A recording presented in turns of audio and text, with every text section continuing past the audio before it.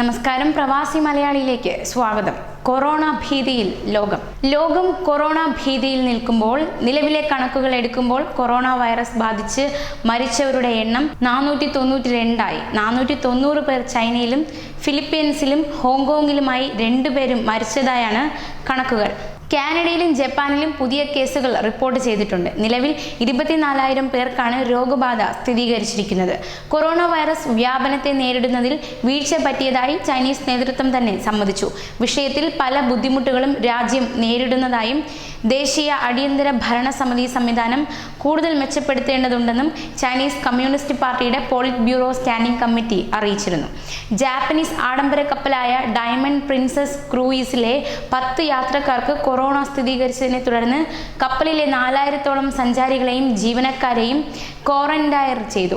ജപ്പാനിലെ യോക്കോഹാമ തുറമുഖത്ത് പിടിച്ചിട്ടിരിക്കുന്ന കപ്പലിലുള്ളവരെ പുറത്തിറങ്ങാൻ അനുവദിച്ചിട്ടില്ല.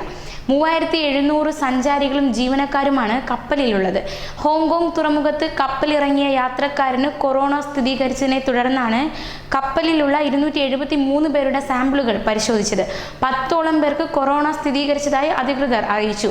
കഴിഞ്ഞ മാസം ഇതേ കപ്പലിൽ യാത്രക്കാരനായിരുന്ന ഹോങ്കോങ് സ്വദേശിയായ 70-കാരനാണ് വൈറസ് സ്ഥിരീകരിച്ചത്.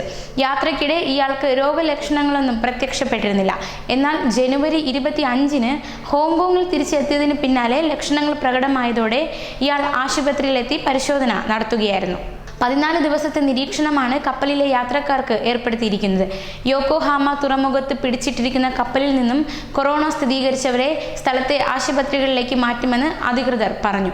കേരളത്തിൽ നിലവിൽ 3 പേർക്കാണ് വൈറസ് ബാധ സ്ഥിരീകരിച്ചത്. ഒരാൾ തൃശൂർ മെഡിക്കൽ കോളേജിലും 2ാമത്തെയാൾ ആലപ്പുഴ മെഡിക്കൽ കോളേജിലും ചികിത്സയിലാണ്. 3ാമത്തെ രോഗി കാസർഗോഡ് കാഞ്ഞങ്ങാട് ജില്ലാ ആശുപത്രിയിലാണുള്ളത്. സംസ്ഥാനത്ത് കൂടുതൽ കൊറോണ കേസുകൾ ഉണ്ടാകാൻ സാധ്യതയുണ്ടെന്നും മന്ത്രി നിയമസഭയിൽ വ്യക്തമാക്കിയിരുന്നു. എന്നാൽ കഴിഞ്ഞ ദിവസങ്ങളിലൊന്നും പോസിറ്റീവ് കേസുകളൊന്നും റിപ്പോർട്ട് ചെയ്തിട്ടില്ല. എന്നാൽ വൈറസ് പടരാനുള്ള സാധ്യത കണക്കിലെടുത്ത് കടുത്ത ജാഗ്രതയിലാണ് ആരോഗ്യവകുപ്പ്. വിവിധ ജില്ലകളിലായി 2,321 പേർ വീടുകളിലും 100 പേർ ആശുപത്രികളിലും നിരീക്ഷണത്തിലാണെന്ന് മന്ത്രി കെ ശൈലജ അറിയിച്ചു. കൂടുതൽ പ്രവാസി വാർത്തകൾക്കായി ഈ ചാനൽ സബ്സ്ക്രൈബ് ചെയ്യുക.